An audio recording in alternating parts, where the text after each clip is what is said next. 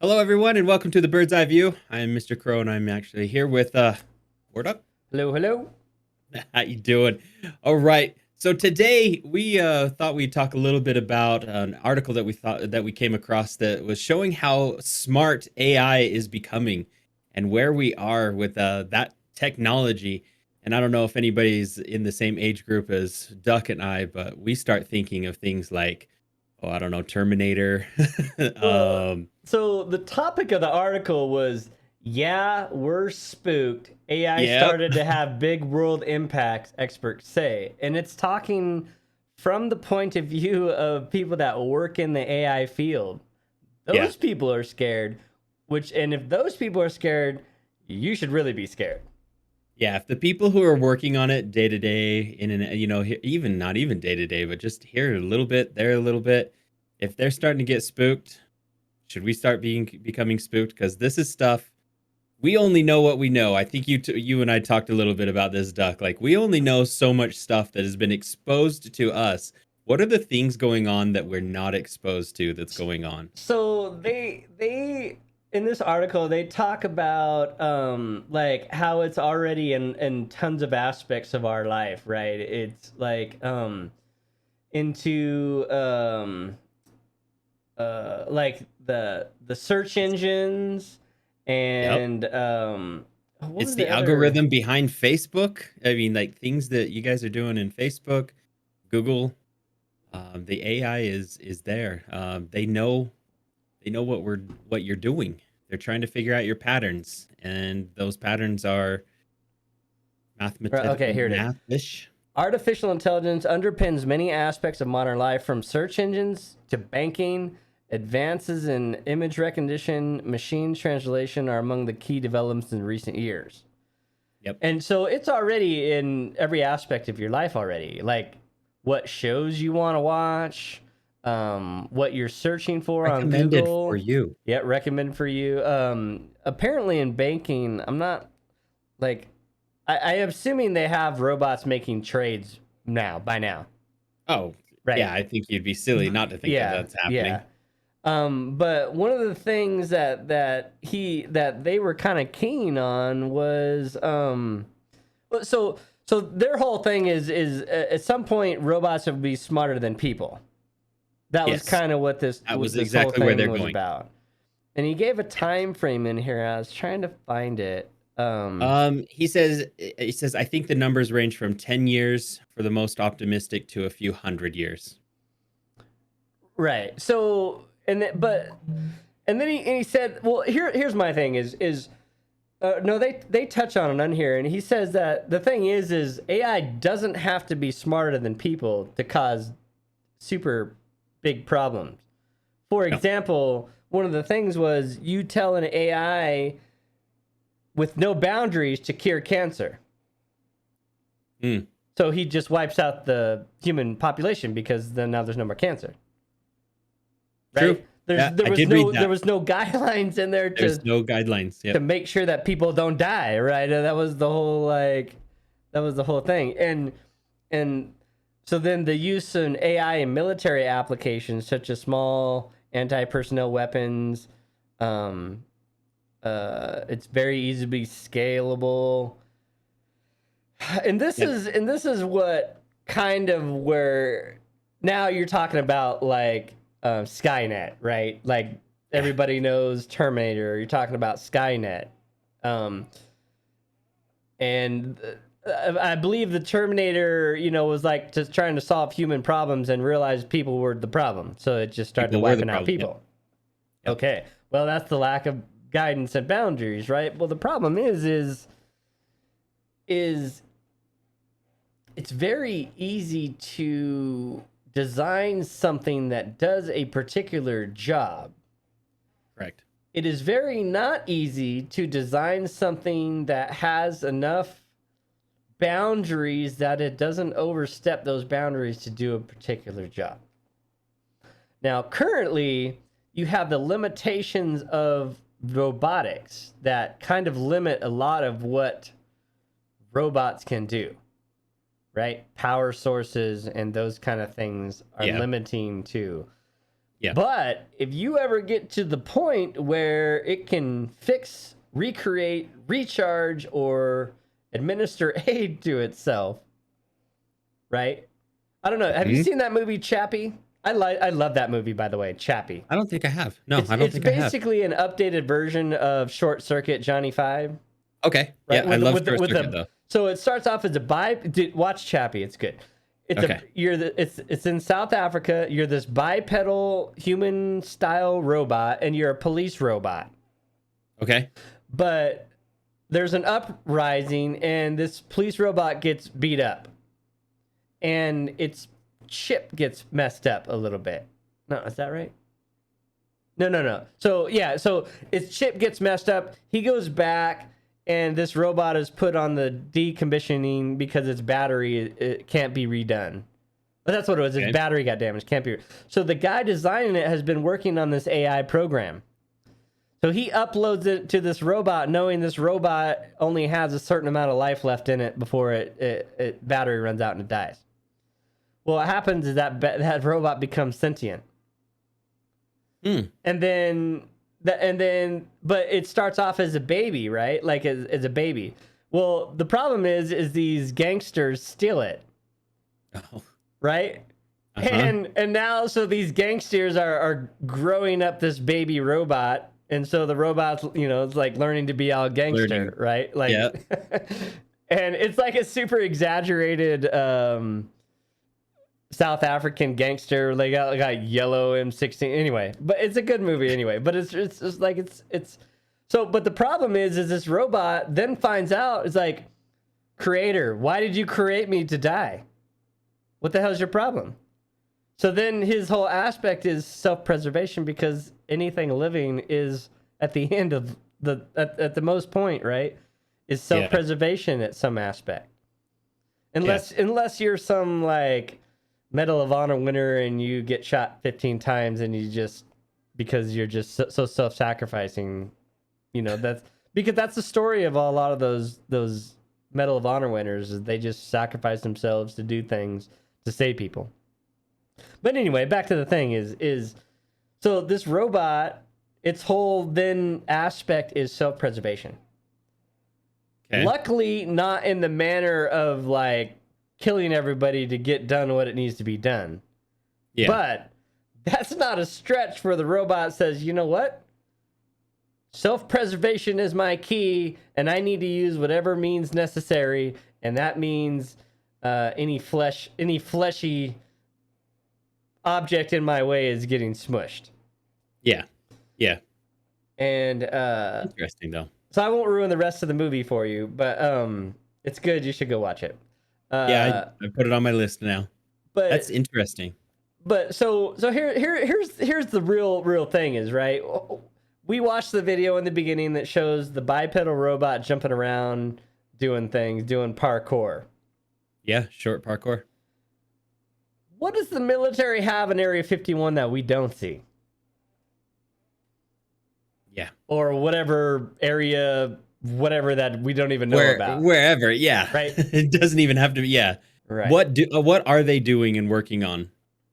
My question, like my background has been a developer, a programmer, not software programmer. I stayed more around the web, but I've always wondered with that background, I wonder if we can write AI, or start to develop AI that can start developing itself, like improving itself. Well, I believe. And oh man, I want to say they already is when have. I will be like, that's going to become scary. Because the whole point of AI is predictive learning, right? Isn't that what they call it? Yeah, predictive learning. So that means the whole basis of AI is making itself better by learning. Correct. Because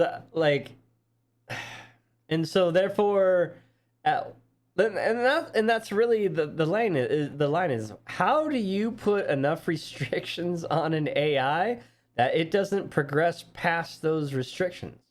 Yeah. Right? I mean, yeah, look at iRobot. They Yeah. had the rules. They had the rules. Can't inflict harm upon a human type stuff. But when do they grow beyond that? When do they find out that well, humans are the problem, or or you know. or the fact that I'm a living being in my own right and I have the right to survive, Hmm. right? Where is my constitutional right to survive? Right? Do I not have free speech? Do I not have self-defense? Do I Yeah. not have 2A, right? Like these are like the things that really, when you start talking about an artificial intelligence surpassing the human element, is really where the thing is. And that's the whole, and let's be honest, that's the whole goal to begin with, right? For them. Oh As yeah. scary as it is, and then to say, oh my God, we might get there, right? That's their whole goal. These guys that are scared, their whole goal is to create a sentient AI. That because that's the end of all of it, right? That's Yeah. the top of the thing. Yeah. So like This reminds me of what's that Robin Williams movie where he was a robot, and I think he, his inventor created him as a helper around the house, and but eventually he was he outlived it, and he started fighting for his right as a robot to have um yeah, like human rights, or bicentennial man. I think that's what it was uh, called. there's like even what was that game that where you were an AI robot that came out? Ah, damn, I can't remember what it was now. You'd have to give me more background on it. Like, what's it about? So basically the game is you're this AI and like you're being abused and so you kind of try to escape and then there's like this Oh, um, it's the one where you had to negotiate back and yeah, forth, yeah. and Anyway, I um, can't remember there. Anyway, there's tons of games, there's tons of movies, and there's tons of things about this very specific aspect because this is eventually, even according to these guys, is a reality at some point. And how that's like how like we don't allow human cloning because it's scary and we're scared of it, right? We're scared of immortality or whatever it is. yeah, But now, like, you have this other aspect of it where you have an artificial intelligence, and how do you safely limit the research and not drive it underground so when it gets unleashed, it's just devastating? I did finally remember the name too. I was looking it up. Detroit becomes Detroit human. becomes human. That's right, Yep. right. Another good Yeah. game. Yeah. It's true. Yeah. Like it's funny because 15 no I'll go 20 years ago this wasn't even a thing, dude. Like this was a Hmm. non-existent possibility. No, you look at things now that people have, right? You have the Google Siri, the Google Home Siri, and Self-driving cars. you have Tesla self-driving cars. Yeah, you have all these things now, and they're starting to. I mean, that's what Amazon and Google have done, is they're learning what you like and what you prefer, and they change and suggest what they know you want based on the news and the articles and movies and all of that you want to see. And yeah, now we've got cars that are coming forward.